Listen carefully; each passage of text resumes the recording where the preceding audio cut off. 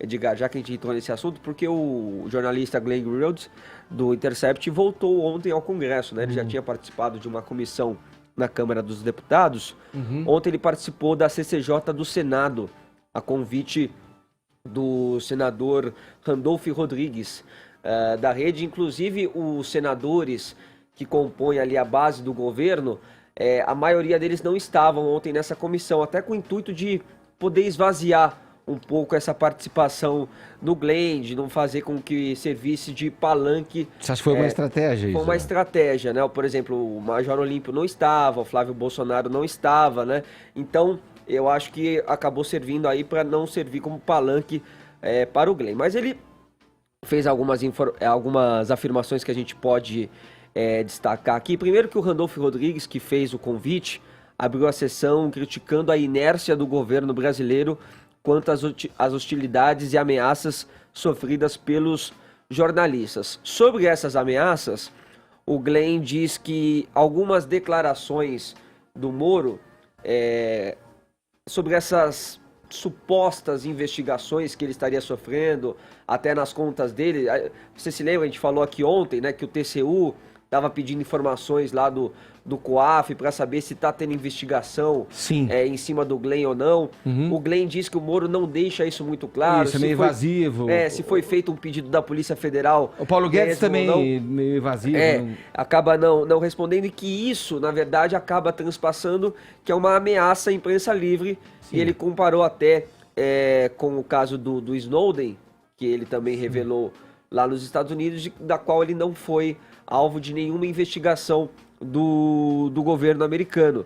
Então ele diz que o Moro quer que eles fiquem com medo por estarem supostamente... O Greenwald disse, né? O Glenn que o Moro deseja que isso implante um medo, né? Instaure um medo na imprensa, de uma maneira geral. Para que eles fiquem com medo de continuarem investigando aí essas reportagens. Também defendeu que não está defendendo nenhum político, nenhum partido, que a causa deles não é Lula livre e muito menos destruir o governo Bolsonaro, e sim apenas defender os princípios fundamentais para a democracia, que não tem a ver com ideologia. E ele diz que pessoas com poder político precisam ter transparência e um processo legal não pode ter um juiz imparcial. Ele até diz que quando recebeu pela primeira vez... Juiz parcial, no caso. Isso. Né?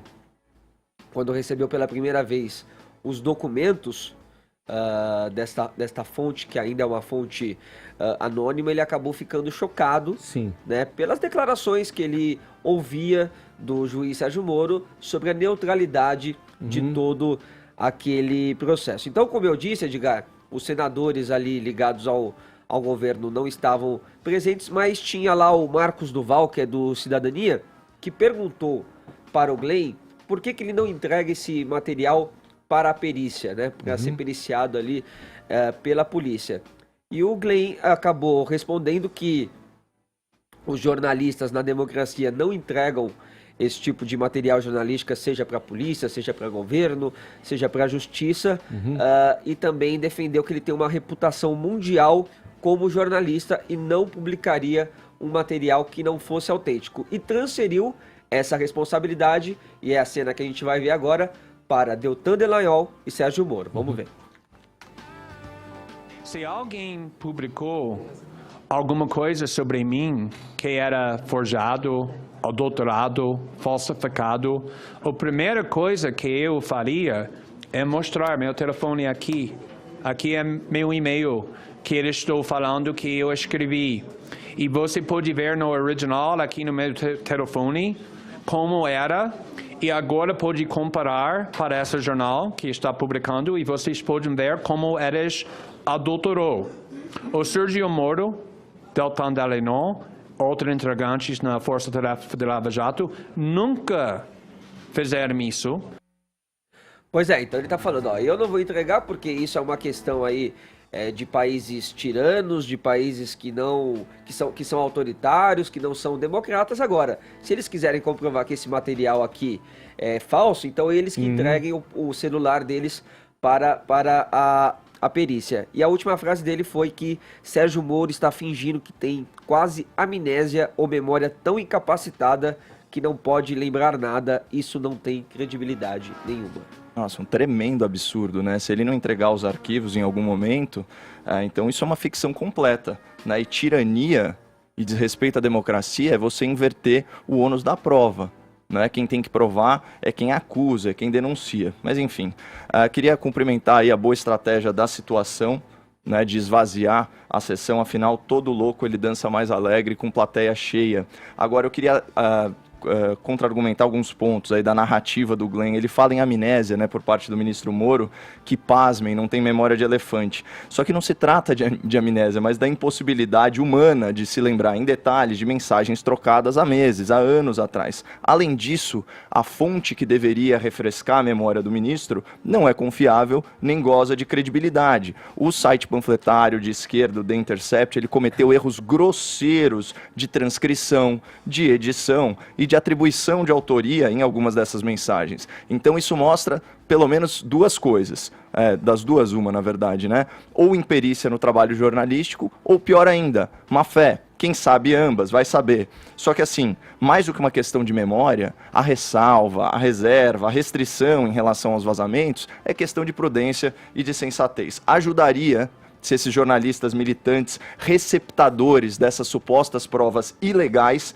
submetessem o arquivo roubado, né, como a gente já falou, original, à perícia das autoridades competentes. Mas não é o caso, não vai ser o caso nunca, porque o objetivo ele não é a verdade, muito menos o bom jornalismo. O objetivo é político, é criar um clima midiático e social para anulação da Operação Lava Jato e a consequente prescrição de crimes e a soltura dos maiores bandidos do colarinho branco, incluindo corruptos lavadores de dinheiro condenados, como é o caso do Luiz Inácio Lula da Silva. Mas assim, vamos dar sequência. Como bom esquerdista, o Glenn Greenwald ele se vitimizou, né? Como trouxe o Vini aqui, ele alegou que o ministro tenta criar um clima de terror para a liberdade de imprensa e que ele nunca negou as investigações do COAF à sua pessoa. Vamos aos fatos. Embora diante de crime, né, não houve por parte das autoridades federais nenhuma ação policial, nenhuma medida de apreensão e nenhuma tentativa de censura ao material divulgado. O carrasco da liberdade de expressão no Brasil, por hora, ainda é o Supremo Tribunal Federal, que censurou a revista Cruzoé.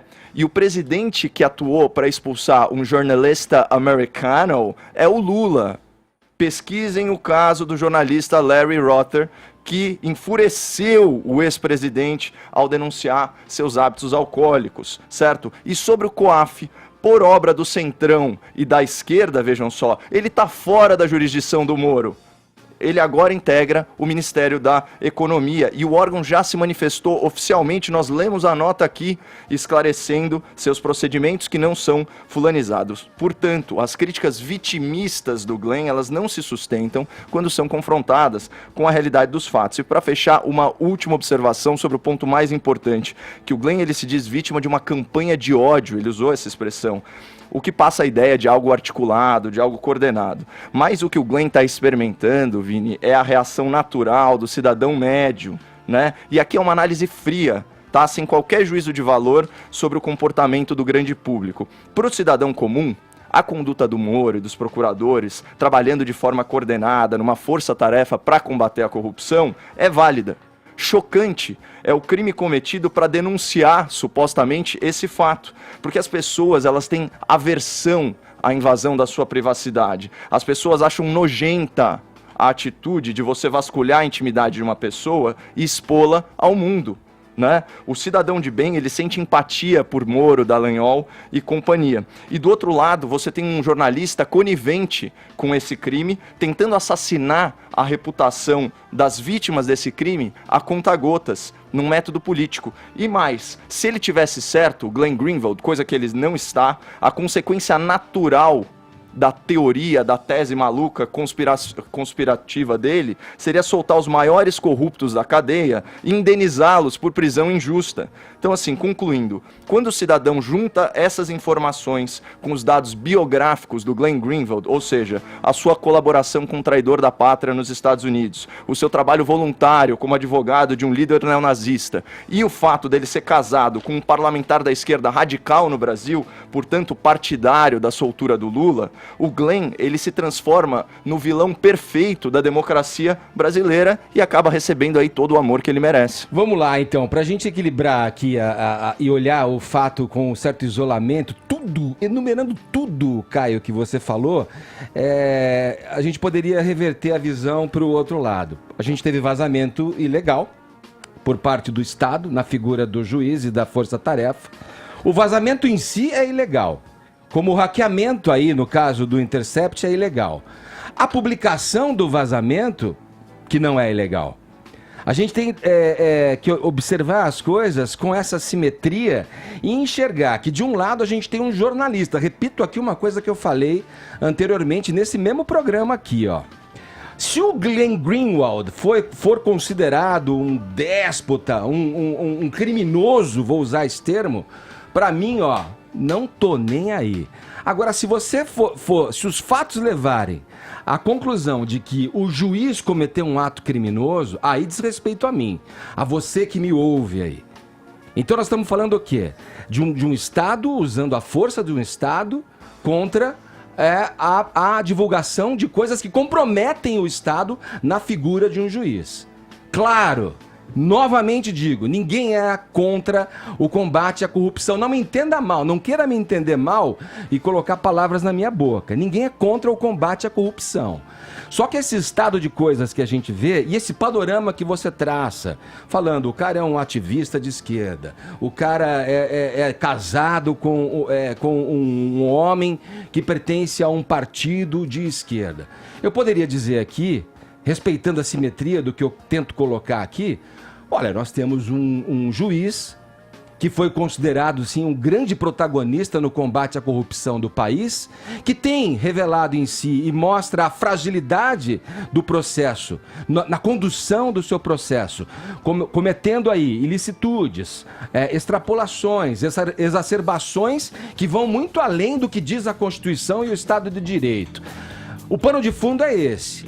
Esse juiz, esse mesmo juiz, né, que atendeu aos anseios da população, de outrora querer combater a corrupção, assume um cargo no governo que ganhou, interrompe uma entrevista ou inviabiliza uma entrevista de um presidiário que está lá porque cometeu ilicitudes, cometeu crimes, por conta de uma alegação de que ele não poderia dar, porque o processo eleitoral conturbaria. A gente tem casos de traficantes que deram entrevista, Marcinho VP, Beiramar, a própria criminosa Suzane von Richthofen, presa, deu entrevistas. Para programas de entretenimento, inclusive. Então, olha só, não queira me colocar num lado de defensor de bandido, de defensor de um lado. Eu tô olhando sem o calor da paixão sobre os aspectos do que está acontecendo com o país. E o que isso pode reverter numa prática que amanhã vai ser contra outro, contra você que está ouvindo aí, contra um parente seu, contra mim que estou aqui falando. Eu acho que a gente tem que ter coragem de observar as coisas como elas estão sendo mostradas. Repito, se isso tudo for uma falácia de um jornalista, eu quero que ele pague, que a lei norteie o seu destino. Agora, um juiz incorrer em atos ilícitos, considerados fora, né, do Código do Processo Penal, aí sim me preocupa, aí sim eu vou achar que o Brasil está se equiparando a nações e regimes autoritários, ditatoriais. Vejam, a gente está aqui discutindo todo dia, a gente está colocando as opiniões aqui diariamente acerca desse assunto, que se repete. Eu prefiro, aqui na minha posição de comunicador, não culpar o mensageiro. Vamos olhar as mensagens, vamos olhar esse conteúdo. As investigações vão no sentido de descobrir quem são esses possíveis hackers que vazaram esse conteúdo. E não vão com a mesma proporção em observar se os conteúdos que estão ali representam uma afronta mesmo ao Código do Processo Penal, a uma ilicitude cometida pela figura que representa o Estado com a força da caneta e do martelo na decisão de uma justiça. Teria aí sim os procuradores eliminado provas? Cadê? É claro, a pessoa não é obrigada, você sabe disso, Caio, com o curso que você estudou, você é um bacharel de direito. A pessoa não é obrigada a provar, a levantar provas contra si próprio. Mas, horas, se o ministro que não desmente, fala, olha, eu não me lembro disso, posso ter dito, mas se é verdade, não tem problema nenhum, peraí. Pede desculpas por uma fala, né? Como Olha foi só, o caso do MBL. Olha só, eu acho que você falou em montagem, em erro, tudo bem, pode ter sido erro mesmo lá, de sincronia, de horário, de nome. Agora, áudios, fica meio difícil manter e sustentar essa argumentação. Essa é a minha opinião. A pessoa não é obrigada a levantar prova contra si, mas digamos que ajudaria muito, se o juiz tem segurança no que fala, mostrar esses áudios, trazer a público esses áudios e provar, olha, isso aqui que ele colocou, olha, está errado, porque o que foi dito foi isso. Isso resolveria o problema, tiraria a gente dessa novela crassa, dessa novela tosca que a gente está metido. Olha, eu lamento tudo isso que está acontecendo. Edgar, posso fazer só Eu lamento tudo isso que está acontecendo, mas eu não vou fugir nunca de observar e buscar a isenção na observação e o distanciamento das coisas que estão acontecendo. Resto é panfletagem, para mim o resto tem outro nome. A gente não pode advogar que um cidadão ou uma autoridade pública sejam obrigadas a mostrar suas mensagens privadas para Não, estou brigando não, ele poderia fazer sua própria inocência. Ele poderia fazer de vontade própria. Mas isso, já que ele tem segurança disso, isso implica, mostra e acaba com o Glenn Greenwald. Isso implica necessariamente você quebrar o sigilo, inclusive dos seus interlocutores. Você não tem que expor a sua vida privada de forma nenhuma. Se é de interesse dele... Isso é um direito natural, sagrado. Se é de direito dele, ele podia se utilizar desse direito para provar que o Glenn Greenwald é um canalha. Da mesma forma, o Glenn... basicamente aquela coisa do quem não deve não teme, né? Então mostra. Então o Glenn também poderia mostrar todos os seus arquivos de celular e de e-mail. Aí eu vou ter que lembrar para você o seguinte, em decorrência olha, do que o pavão misterioso mostrou, nós temos aqui o artigo 5º. Mas ninguém sabe quem é o pavão misterioso. Não, vou te mostrar aqui o artigo 5º da Constituição, tá aqui, ó, separado, que fala todos são iguais perante a lei, sem distinção de qualquer natureza, garantindo aos brasileiros e aos estrangeiros residentes no país a inviolabilidade do direito à vida, à liberdade, à igualdade, à segurança e à propriedade nos termos seguintes. Aí vamos lá pro inciso, não sei se esse é o nome, inciso ou parágrafo, me ajuda se eu estiver errado aí, Caio. É assegurado a todos o acesso à informação, resguardado o sigilo da fonte, quando necessário ao exercício profissional. Mas eu não estou falando do sigilo da fonte, estou falando dele mostrar as mensagens dele com o Glenn Greenwald, já que supostamente, como alegado por um perfil temporário em rede social, ele estava envolvido na compra do mandato. Então ele pode se eximir... Que a gente já sabe que era um documento bem falso, né, Caio? Cheio de erros. E muita gente acha que as mensagens do Intercept também são falsas. Não, mas muita gente acha, mas a gente tem a comprovação da Veja, da Folha, do Intercept, a gente tem uma equipe de jornalistas checando. Os erros de edição, de autoria, de transcrição, tudo já bem. desmontam toda a credibilidade do Intercept. E o jornalismo faz parte de ter errata também. Agora, perfil não fake... Não pode ter dois pesos e duas medidas. Vocês estão advogando aqui que o Moro apresente seu celular, então o Glenn também tem que apresentar. Não estou advogando nada. O Willis tem que apresentar, o David Miranda tem que apresentar. É o mesmo critério. Não estou advogando nada. Mas eu sou contra isso. Eu acho que eles não têm que apresentar absolutamente nada, pelo amor de Deus. Pelo amor de Deus, direito à privacidade é um direito natural. Eu posso crer que você quer que ele não apresente. Isso é uma falsa simetria gigantesca. Ninguém sabe falsa simetria é comparar o vazamento dos áudios de Lula e Dilma, porque é o seguinte, qual foi a punição ao Moro pelo vazamento, Edgar, que foi supostamente legal dos áudios das escutas legalmente autorizadas? Foi vazado no horário que já não era mais permitido, inclusive. Não, na verdade houve um delay entre a ordem, um delay entre a ordem e a execução da ordem, e ele disponibilizou o material na íntegra ao público e ele não teve consequências jurídicas para o réu. Agora é importante falar que esse foi um episódio com material de origem lícita, certo? É muito diferente do caso do Glenn Greenwald, que é a prática reiterada de vazamento de mensagem obtida ilegalmente por prática criminosa, no qual ele sequer se dá a dignidade, vamos dizer assim, a responsabilidade de, num momento futuro, que seja no futuro breve, de submeter esse material à perícia jornalística. Caio, ele não precisa revelar a fonte para submeter o material à perícia jornalística. Caio, agora, já está comprovado por técnicos em segurança da informação que esse material que é obtido por meio de download, ele é editável. E o Glenn sabe disso. Ou seja, se ele apresentar um material, esse material pode estar todo editado, não apenas por eles do Intercept, mas também pelo hacker. É tão engraçado que pode estar editado e ainda assim a gente vê as pessoas envolvidas pedindo desculpas por frases que foram ditas, né? Olha só como quando eu tô falando de falsa simetria, eu super entendo que você tenha que jogar... Ditas. Eu super entendo que Eu não vi nenhuma negação Caio, categórica, peremptória do Jean Willis, do Glenn e do David Miranda, integral, falando todas as teses e todas as mensagens e todos os diálogos do Pavão Misterioso são fake. Nossa, só aí no Twitter. Tem um monte. Agora sim, olha só a diferença. Uau. Gente, eu preciso concluir a minha ideia aqui. Ninguém tá me deixando falar. Só porque na CCJ ele falou isso aí que você tá indagando, Caio. E falou com todas as letras, inclusive. O que eu preciso dizer aqui, e eu entendo, Caio, que você queira jogar pra parcela da audiência que te ama